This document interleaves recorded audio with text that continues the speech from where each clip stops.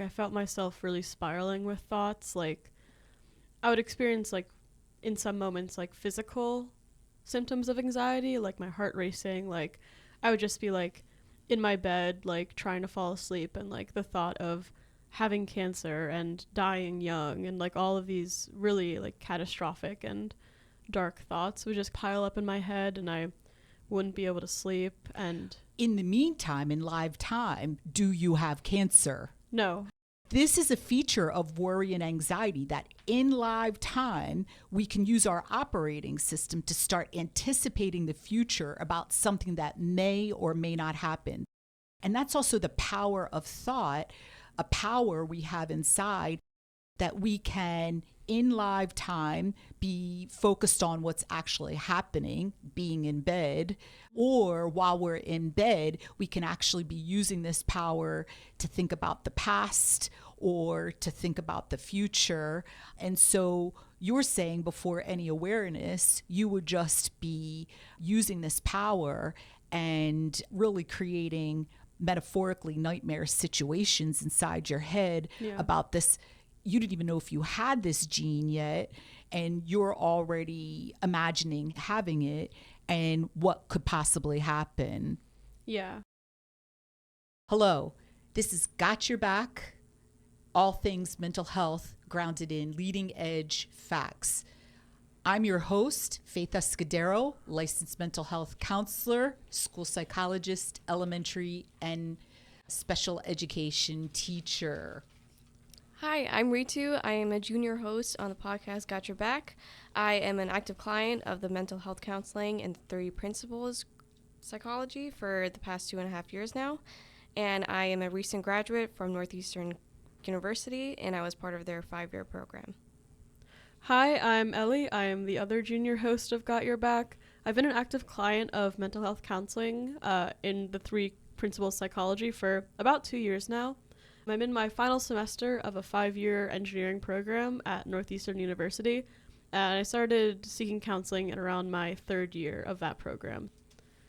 In today's program, we're going to do a deep dive into anxiety, and what we're going to do is look at what is behind anxiety from leading edge facts uncovered about it.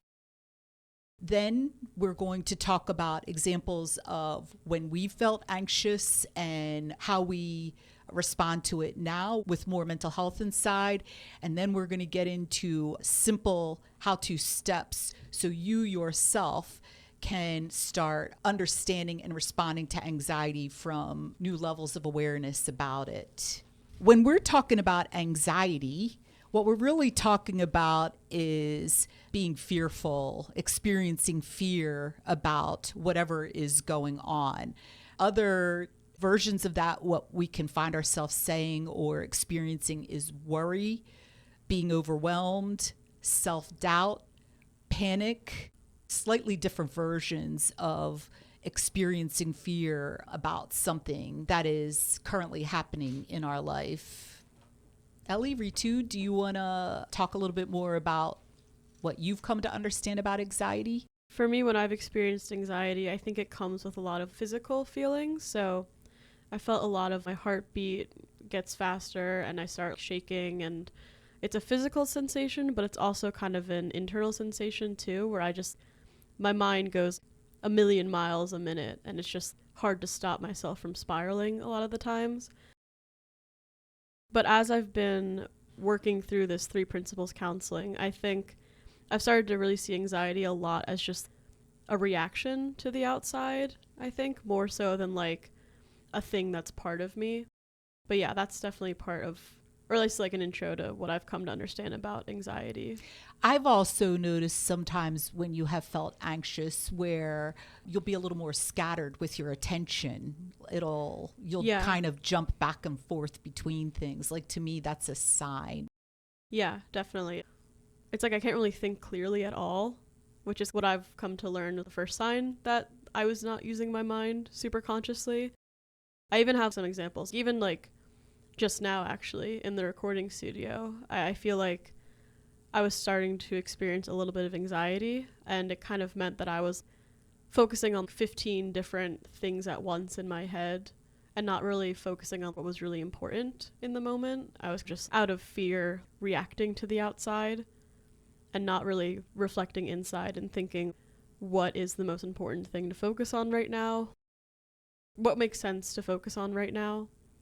But yeah, I definitely feel like I was seeing those signs. And through this understanding, I feel like I've also kind of been able to be a lot more self-aware for when these things are happening and pick up more on when I'm feeling anxious and what that actually feels like. Ritu, talk a little bit about anxiety and your understanding of it right now. I would say that I dealt with anxiety a lot throughout college, even before then, and I think it was just getting worse and worse over time as I wasn't getting help for it. I would wake up super anxious, my stomach would be in knots, my head would be racing, my skin would feel like not that great, and I would just wake up feeling this really, really tense feeling where I'm just thinking about a billion things that I have to do in that day. Even when it came to approaching an assignment, I would be going all over the place. I would start to feel doubt. I would feel like I would be focusing on how I would feel like I can't do this assignment. I feel like I'm not smart enough. I would really focus in on these thoughts that were like really degrading towards myself, and it didn't really help that I was focusing on these thoughts when I wasn't really focusing on the assignment or the thing to do. And I feel like through these principles, I was able to understand that when I'm feeling anxious, the first thing that I should be doing is to just stop what I'm doing, really observe what's going on in my head, really observe like how fast my thoughts are going, but also what types of thoughts I'm having, what are the feelings behind it. And that kind of helped me know that, oh, I'm feeling anxious right now. But I would also listen to my body and see where I'm tensing up. That's the first step that I take whenever I've been feeling anxious. And then I kind of realized like this is something that I'm choosing to do with my mind. I'm magnifying something into magnifying something that's really not that important, or something that I am truly capable of accomplishing then. So what you've been learning in mental health counseling at greater levels is that there's an inside and an outside. For example, the outside, in one example you were giving, is taking a test. Mm-hmm. That is on the outside, it's a physical thing that's happening, but on the inside, it's what is your response you're creating with your mind about the test. Mm-hmm. And one of the responses that has actually been common with a lower level of mental health or self-awareness has been some form of a fearful response about the outside. In this case, we're talking about taking a test. So we can use our mind to all of a sudden have self-doubt thoughts. We're not going to be able to do a good job on the test, or just being really scared of the test, or going into future thinking that we're going to fail the test, or it's going to be really hard. And so one of the things you were saying that you were learning over time is you would use your mind, you would use thought to magnify the importance of the test, or how you're going to perform on the test, or even if you're not doing well on the test, you're magnifying that as you're anxious. So that's a really important part of becoming more self-aware, is understanding there's the outside, there's the physical, there's the biological, and that is separate than what we're actually doing on the inside, how we're using our mind, how we're using our operating system in response to the outside. And so with this understanding, the three principles psychology, it really focuses on understanding those two things, the outside and the inside, and then going deeper and understanding how do you use the powerful operating system inside more consciously in live time in response to the outside. We can do another simple example that could be common for a lot of people: paying a bill. Right now, there's a lot of talk in the world about paying bills in the economy. In live time, we could receive a bill. That's on the outside, the bill. And then on the inside, it's what is our response? We have a powerful operating system inside. And to understand we're the one in charge of the controls and how we use the operating system, metaphorically. And it's what we do on the inside in live time when we receive that bill. So, for example, we could use the operating system where we have clarity that we can pay the bill and how to pay the bill, regardless what our finances are. It's unlimited the different ways we could use our mind in response to the outside, in this case, the bill. But some other examples are we could go into anxiety. How are we going to pay the bill? Where is the money going to come from? This is another way of using the operating system inside. In my head, at least, when I was less mentally healthy or just understood less about this understanding, I would have seen stuff on the outside as kind of being inherently stressful or bad. Kind of, I would see something like paying a bill as like a super stressful hurdle that I kind of have to overcome, and just paying a bill would always be stressful unless I won the lottery or something. But you're saying that mindset is a judgment in a way. It's just kind of how you're choosing to view that thing, when in reality, paying a bill or like taking a test is just a thing. It's just like a thing that happens. It's just like a thing that in a lot of cases like makes sense to happen, part of life. But you're saying that the way that we use our mind kind of determines like how we feel and respond to those things. Spot on, spot on. So one of the things that you're pointing out is that with a lower level of self-awareness, with a lower level of mental health or psychological awareness, we can be under the impression what we're experiencing on the inside, the state of mind, the feeling we're living in is originating directly from the outside, okay? With greater level of awareness about how one works on the inside, it becomes more and more clear that the experience about the outside, in this case, paying the bill, it's coming from the inside. It's coming from the choices being made inside with the operating system in response to the outside. So anyone who is cultivating more mental health intentionally, particularly with this understanding, 3 principles understanding, they see that at greater and greater levels. That in the past, or in certain moments, one can be lost in their thoughts that they're creating about the outside. The stress they're experiencing is coming from the bill.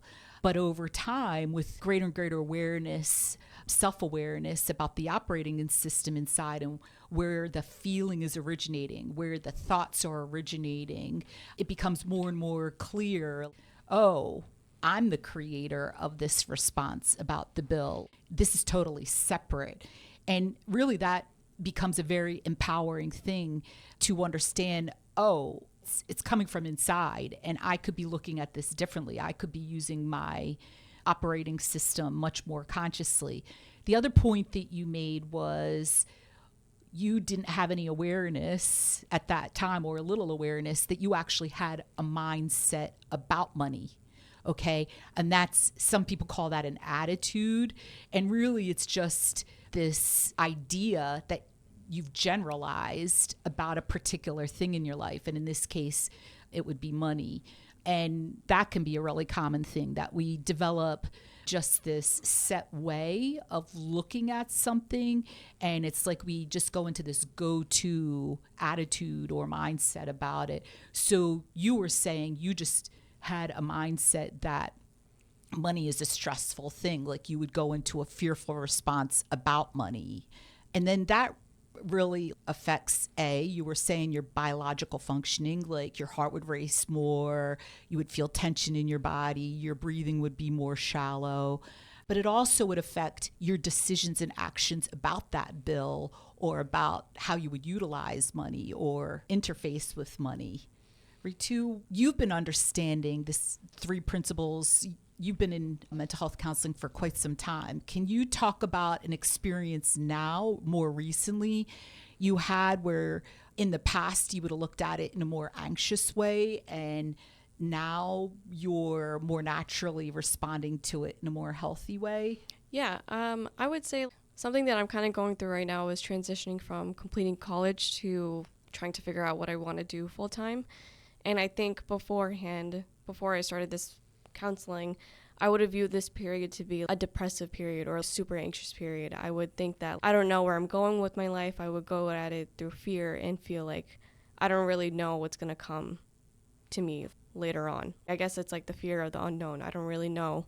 I didn't like the fact that I didn't know what's going to happen next, which I feel is definitely like an anxious response. And so now when I look at this period of having this free time, I can use it more proactively and try to figure out what really resonates with me, what job or like what position really matches with what I'm interested in. So the outside is completing a part of your life, which for several years you've been focusing on coursework, completing school, and now you're at this period of time where that's done.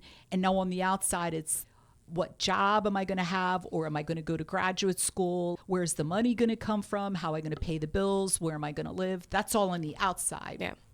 But there's multiple parts of your life that are in flux right now on the outside.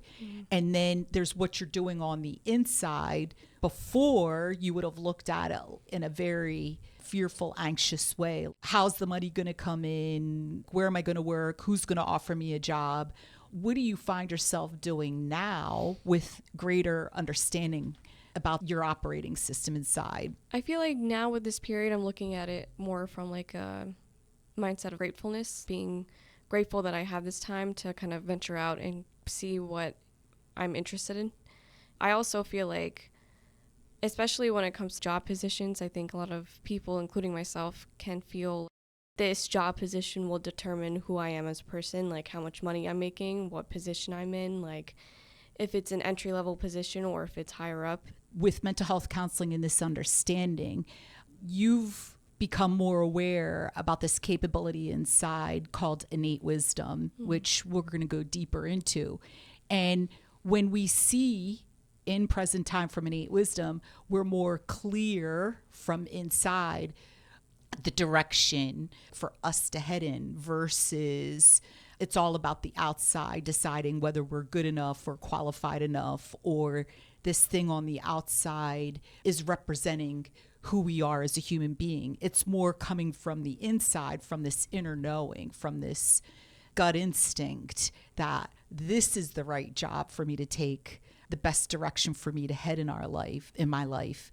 So understanding more that this capability is inside and listening to it, trusting it, making decisions from it is where the best things happen in our life.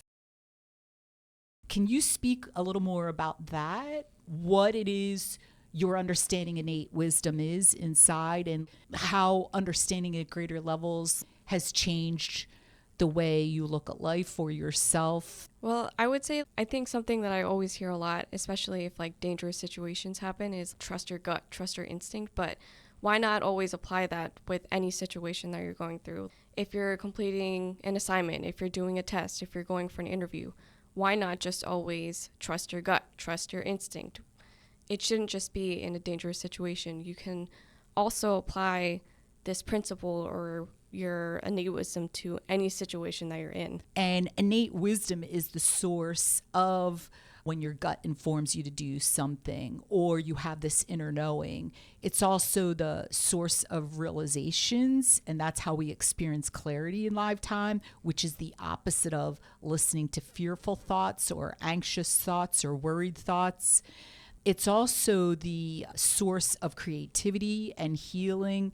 So this is one reason to really understand this leading edge science more and the operating system inside, because then there's this more awareness inside of the capabilities that already exist inside and being able to access them more simply, more consistently. And that's what you're pointing to right now when you're talking about trusting your gut when you're in these unsafe situations. This inner guidance system called innate wisdom is informing you how to keep yourself safe or best next steps to resolve the situation. But now you're taking it to another level and saying, why not listen to that inner guidance system, innate wisdom, in this case, your gut, in any situation? and you're starting to talk about how it applies to stepping into the unknown, like a big transition in your life, like going from college to then your professional life. We have some statistics from the American Psychiatric Association actually about anxiety in adults. And in 2024, from a sample of more than 2,200 adults, about 43% of those adults polled felt more anxious than they did the previous year. This was actually an increase from 37% in 2023, and an increase from that in 2022, where the number was only 32%. So you can see that there's kind of a trend growing of adults feeling more and more anxious. Faith, from your expertise as a licensed mental health counselor, I'm just curious, like what do you think is happening? So it's interesting because when I work with clients, they actually often need to be educated in when they feel anxious, that they're feeling anxious. My gut is the percentages are actually much higher than this. And that comes from self-awareness. Ritu and Ellie, I'm sure you can give examples of things you're aware about now, feelings, states of mind that you experience that you were much less aware of before going into mental health counseling and learning about 3 principles psychology. Yeah, so I kind of have an example in my own life of a medical situation that I was in where I really had to switch from anxiety and fear and, avoiding this scary sounding medical thing. And I had to really consciously switch from that fear to more actionable, facing the issue, making decisions, and being clear about next steps. Because I feel like where I was coming from a place of a lot of medical anxiety, a lot of avoiding and not really having a lot of facts and answers. Can I ask, Ellie, if it's okay, what is the medical issue? Yeah, so I was getting a blood test for the BRCA gene, and just to get on the same page if people are or aren't aware of what that is, it's basically just a gene mutation where your body is less prepared to defend against cancer. And so in women, that really means you have a much higher chance of developing breast cancer or ovarian cancer and some other types of cancer. It's something that I know my mother has and her mother. So it's been a thing that I've always been like kind of aware of in my family. A lot of women in my family have had breast cancer, and I think the way that I was reacting to a lot of those things when I was younger and when I was still living at home was with fear, not really knowing what it means to go through that medical experience or like what that gene even is, if that makes sense. So if we can break this down, okay, there's our biological self. That's all our living matter. That's our body. And when we're talking about our psychological self, that's really the outside, that biological matter, that physical matter, because the inside is what are we doing inside in response to when it communicates to us. For example, we feel tired. Okay, that's our biology communicating. And then what do we do inside with our mind in response to that physical sensation of tiredness? Do we accept it and still go on along with our responsibilities? Or do we sit there and say, I don't want to get out of bed? That's using our mind. That's inside the psychological response. So to clarify, even with our body, the outside, we have choices on the inside psychologically how to respond to what is going on with our body, either in live time or even if you're indicating the possibility of sometime in the future serious illness such as cancer. So before you went into mental health counseling with this understanding, you had some awareness from your mother and your grandmother that there was the possibility you had this same gene. What were you doing inside about your body, the thing you're in all the time, the possibility of having this gene? What were you doing psychologically? I was definitely in my head a lot. I felt myself really spiraling with thoughts. I would experience in some moments physical symptoms of anxiety, my heart racing. I would just be in my bed trying to fall asleep, and the thought of having cancer and dying young and all of these really catastrophic and dark thoughts would just kind of pile up in my head, and I wouldn't be able to sleep. In the meantime, in live time, do you have cancer? No. So this is a feature of worry and anxiety, that in live time, we can use our operating system to start anticipating the future about something that may or may not happen. And that's also the power of thought, a power we have inside that we can, in live time, be focused on what's actually happening, being in bed, or while we're in bed, we can actually be using this power to think about the past or to think about the future. And so you're saying before any awareness, you would just be using this power and really creating metaphorically nightmare situations inside your head about this. You didn't even know if you had this gene yet, and you're already imagining having it and what could possibly happen. Yeah, I was really not great at asking questions or being curious about this gene. Like you said, just made up all these mindsets about what could happen or could be. I remember like asking my mom, we were like in like a Chipotle or something, and I was like freaking out about this BRCA thing. I was in my head about it. And I just asked her, like, do I have this gene? Looking back on it, didn't make sense to ask and wasn't also the right time to ask because I was so like cloudy in my head. I couldn't properly ask a question that made sense to ask. I just had no idea what to even do in that situation. And I feel like what that is getting at this whole idea that you were bringing up of approaching these outside things, these like biological things from clarity. Because I feel like that was an example of me not approaching that through clarity. I was fearful, I was anxious, I was asking her a question, but I wanted to hear a specific answer. Asking her a question to try to make myself feel better, if that makes sense, instead of actually being curious about what BRCA is, because I didn't even really know what it was at that time. So one of the ways you could have been using your mind is just to be more curious about it, to learn more information about it. And you have this awareness now. How did you get this awareness that you could actually be using your mind in a much more productive way that makes sense in response to the situation?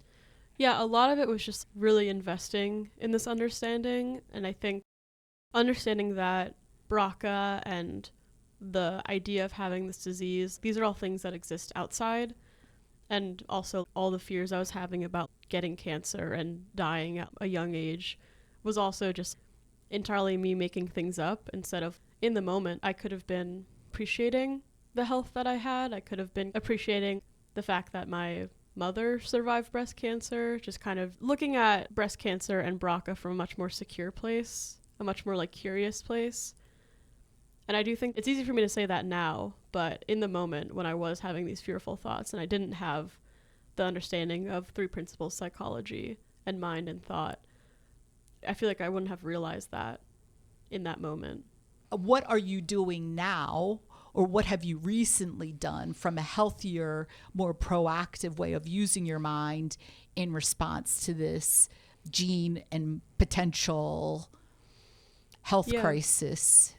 Yeah, so it kind of, I wasn't really expecting, because I think my mentality about BRCA for most of the time I was in college was just to ignore it. And sometimes I would think about it and get really anxious. But one of the things that I've been learning a lot in therapy has just been addressing and approaching things from clarity with the goal of finding a solution and finding like a way forward. And so the BRCA thing kind of came up a little bit randomly. And that basically, what that kind of led to, like a real life action, was that I actually went in to get a blood test and get tested for BRCA, which before that point, based off of frantic Googling, a lot of websites and people online said that people my age don't really need to get tested for BRCA, don't really need to worry about breast cancer until 25. But as I was kind of working through this understanding and working through this event in my life, it was kind of like an opportunity where I made a decision based off of what I needed instead of kind of trusting what people were saying about BRCA, if that Or makes what sense. you researched on Google. Yeah, which was also coming from frantic and concerned and trying to make me feel better places. But yeah, so I'm definitely curious to hear a bit more about why is it, Faith, from your expertise, why is it so important to have a clear mind and not make decisions just based off of wanting to feel better, be less worried about something? Why is that so important? It's a built-in capability to clear one's mind, to ground, to, from a resilient state, to be able to look at any situation, whether it's the possibility of a health crisis or, as Ritu was speaking before, a big transition in life where you're stepping into the unknown and you're finding your footing with financially taking care of yourself and finding a full-time job in the profession you spent so much time learning about in college. In live time, there's whatever is going on the outside, and we always have the choice to either the more common way recently, or more than recently, has been to either look at it from an insecure place inside, a place of fear, a place of emotional reaction, or to really choose to be grounded inside from a resilient state with a really open, clear mind, say, how can I experience this, or how do I approach this? So there's several reasons why this is really important. Number one, living in an anxious state, it doesn't feel good, number one. Number two, our body is like a best friend to our psychological self. And so our body starts responding in kind. And as you had pointed out earlier, Ellie, that the heart starts racing, the breathing becomes more shallow, there's tension in areas of the body, the stomach's starting to do somersaults. So when we're choosing to be in a fearful state, our biology immediately responds in kind. And that's where we're starting to create innocently unhealthier biological states. The other thing is that level of understanding, that perspective we have inside. You gave a very graphic example when you would start going into that very fearful thinking where you have your mind's going a million miles an hour and you're creating this possible nightmare in your head, which hasn't happened. Is your case, what your decision was to totally avoid dealing with it, learning about it, getting the information you needed that was so important for you to actually take care of your biology in a way that you could have greater biological health in the process. So it really also affects the decisions we make and how we handle the situation. And for you not to have that information, do you have the BRCA gene? What is your level of health inside? How are you going to be able to actually resolve it and take care of your body in the way that it needs? So when we come from a more resilient state, as you are now talking about that you did, you had an inner knowing the right thing for you to do, despite what it said on Google or the advice you'd been getting was, I need to go get that testing done now and find out, do I have the BRCA gene? How do I start navigating this? This is coming from common sense. This is coming from what's the right thing to do.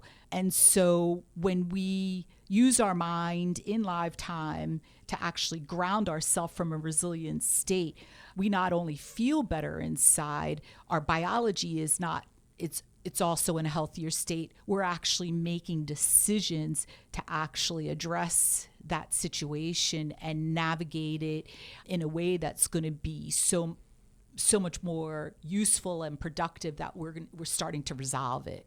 Yeah. And this is for everything, not just biological health crises. This can go for relationships and figuring out a job. Approaching it from more secure states of mind is how you're going to really A simple example is paying a bill. If you look at the bill from a fearful, anxious, worried state of mind, number one, how are you feeling inside? Awful. Number two, your heart rate is elevating, your stomach's doing somersaults inside, there's tension in your body. And then how accurately are you reading the numbers? Are you even paying the bill? Are you throwing it in a pile somewhere and avoiding it and putting it off? Are you paying even the correct person and on time? Versus if you sit there and you just let your mind clear, you ground, and you come from a resilient state, you're going to feel better inside. You're going to have more clarity in your head. And well, your heart is going to be a normal rate inside. Your stomach is going to be calm. You're not going to have the tension in your body. But also, it's going to be more likely you're going to say, oh, this is how I pay the bill. And you're going to actually take the steps to actually pay the bill, whether it's on time or accurately or with the right person. Would you mind just talking through like maybe an example of what a more resilient state of mind would be about paying a bill? Illustrate like what or like that even looks how to like. get yourself into that state. Let's say someone's overthinking a lot. How do you let yourself go into that resilient state? Like what are the steps to be in that state then? So I think both of your questions are excellent. An overview. One state of mind you can have inside is, I trust I can pay this bill. I have an inner knowing I can pay this bill. I can realize how to pay this bill. That's coming more from the state of mind, faith, or resilient state. Or you can go into a state of curiosity, very sincere, genuine curiosity. What's the best way to pay this bill? What do I need to see or understand at greater levels to actually pay this bill in a way I can with my current income? So there's states of mind that we can actually discuss or go into that you're fully capable of doing with your operating system inside to actually live in a more secure, healthy state and your body be in a healthier state biologically, your heart rate, your breathing. And then there is actually understanding the steps inside at greater levels. How do I do that state, which is what you asked about, Ritu. First step in any situation, stopping and trusting inside there's a better way than the way I'm viewing it and experiencing it right now. It's actually a decision. It's a decision with your free will to actually just stop, put a pause button. The opposite would be a decision of I just keep thinking the same way I'm thinking about it. It's like you're like on a train and you just stay on the train and you don't get off the train. Only the train is like in your head. And just to be clear, like that decision, that comes from being aware that you're experiencing those feelings. How are you like aware in a moment that you're experiencing anxiety or fear? It's a basic thing for people to be aware when they're feeling bad inside. Mm-hmm. And that's like the physical symptoms, but also just, I know like fear for me, there's like a dread. There's a mental like darkness, a cloud in my head. And like, that's what you're talking about. People can tune in different ways when they're feeling bad. So some people I've heard they'll feel their palms are getting sweaty or they'll feel like they're getting sick in their stomach. Yeah. You know what I mean? So sometimes people pick up on the biological symptoms of feeling bad inside, a racing heart. I've heard some people talk about psychologically, they realize their mind is racing. They have these racing thoughts. Or I hear some people talk about, like you were just talking about, Ellie, the psychological feeling of dread. Mm-hmm. So people can pick up, depending on their level of awareness and what they focus on, they can pick up different ways that they're not right inside. Mm. And so that is actually observing and noticing. It's called psychological listening to what is going on inside. And it's the opposite of thinking. So it's even the briefest of moment to observe, to notice what's going on inside somewhere. I feel like this is definitely a skill that like I've had to practice a lot. One of my conditioned habits was definitely just totally tuning out my body and tuning out and just like not thinking about how I felt. And so I feel like it's also important to point out that this whole psychological listening and learning how to do that, it's definitely a process, a practicing and getting better and better at it. I would also say it's important to sit with whatever you're feeling, not to go to any temporary solution right away. It's very easy for people, once they feel insecurity, they'll go to like a cigarette to make them feel better, or they'll go to alcohol to make them feel better within an instant. But I would say with this approach, you need to understand how to sit with your feelings, and that it's okay to experience whatever you're feeling in that moment. So it's when you're feeling bad inside, that too is a decision to go pick up a cigarette or to call a friend or to go out and socialize.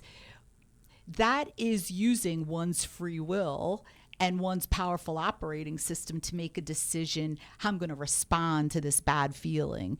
And that decision is, again, another reaction to what is going on inside. That's the example of making a decision from a lower level of awareness, from insecurity.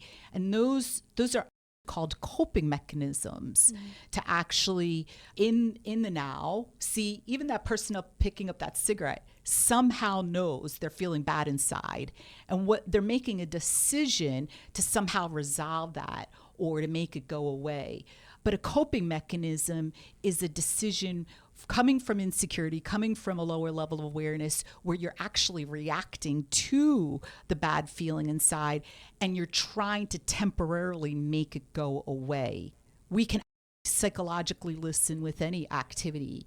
In this case, the outside, the activity is smoking the cigarette, but I'm still using my mind while I'm doing the activity. It's how am I using my mind? So at least in some moments, it would be just to observe and notice the smoke coming into my lungs and then blowing the smoke out.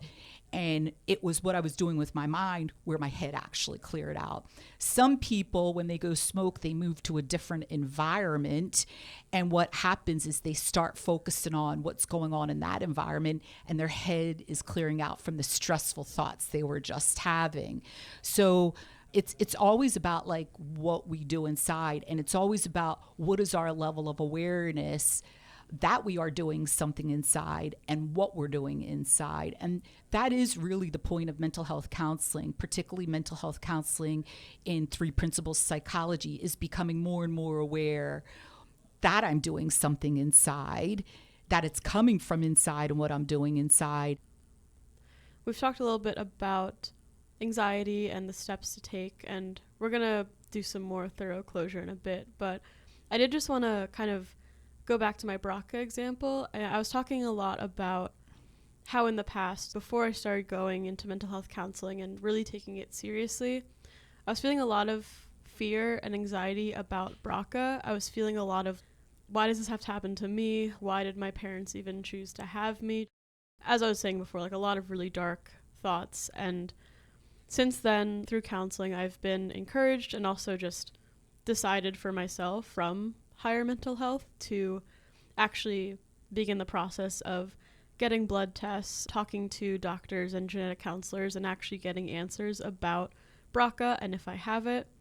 And since then, I found out that I actually do have BRCA. And from higher mental health, like the thing that really stuck out to me is that when I found out that I had the gene, like I got a call from my genetic counselor, and she was saying, I know this isn't the news that we hoped for, but you tested positive for this gene. And I remember what was really interesting was that, you know, at that point I've been doing a lot of work in mental health counseling, trying to understand what BRCA is, how I could respond to having BRCA. And the thing that really struck me is that, like, when she told me that I tested positive, I didn't really feel anything necessarily. I was neutral or like moot towards it, but I really was just taking in that information, because it was just, as Faith was saying, like, it's just a part of me. It's just like a fact of life that I have and I have to live with. And even after that call, the mindset that I was feeling was more so just like gratitude. I was able to get tested for this gene, that the test results came back clear. Now I know what I need to do to be able to take care of myself properly. And even just being grateful that I even had the opportunity to go through mental health counseling that would enable me to just feel a lot more present in this whole journey of learning about myself and my body. So if I could elaborate a little bit. So technically, you have biology. Every human being has biology, and that's the living matter that allows us to interact in this physical world. But we're still using our psychology, our invisible part of ourself, our operating system in every moment to understand that biology, to understand what it's communicating or how to experience that biology or even how to take care of that biology. So you're hearing from the genetic counselor that you actually have this gene, and you said you didn't really feel anything. You said you were just like listening and receiving the information. Yeah. My understanding in that moment is the way you were using your mind, you were psychologically listening. You were allowing an open mind and just observing and noticing what the genetic counselor was saying to you. And that's why you lived in this calmer, more resilient state. Yeah. And you were able to do that with your operating system inside because of what you learned over the year and a half prior to that in mental health counseling, grounded in 3 principles psychology. And I definitely do want to just emphasize that. I feel like at this point, I've lived through this. I've learned a lot about it. It can sound this all happened overnight, but I do want to emphasize that I'm 22 right now. I've been in counseling for around 2 years at this point. I think I just hit the 2-year mark exactly. And it's been a very up and down process for me, I think. For me at least, there was definitely a lot of pushback just from like where I was coming from. I was very mentally ill, and like when I started therapy, like I didn't even know BRCA and this whole conversation would have even happened in therapy because I was just really at a lower level of mental health. But I do think that through it all, like I managed to make a lot of decisions that were more conscious and led me to more mental health over the course of years and days and months, and some days not making the most conscious decisions, some days kind of not being super open to hearing what my therapist was saying. But above it all, like I still was making the decision to continue going to sessions and to continue investing in it. I feel like at certain points it was just kind of about me learning to enjoy the process, learning to appreciate more of what therapy was or is for me. Just kind of like always being appreciative, like when I do make strides and when I can feel improvements happening, even if they are relatively low-key improvements, I feel. So it's not necessarily easy. It's not necessarily enjoyable. Like anything, there's days maybe you're not really up for it, but it is about each time how much you're willing to invest in becoming more mentally healthy. It's about the work you decide to do, whether mental health counseling is really useful or not, and you become more mentally healthy. So it was a series of a lot of little decisions you made over time, Ellie, whether it was to continue therapy or how much work you were going to put into therapy, or whether you were going to even apply in your ordinary life outside of therapy the things you were learning in therapy. Do you want to say anything more about that? Also, something Ritu? to point out about being resilient is that it's about doing the right thing. It's not about being comfortable. Like in Ellie's situation, she could have easily just avoided getting treatment for it or just keep Google searching, like she was saying, to make herself feel better, but that's in a way to make herself feel comfortable, which isn't necessarily going to help with the problem.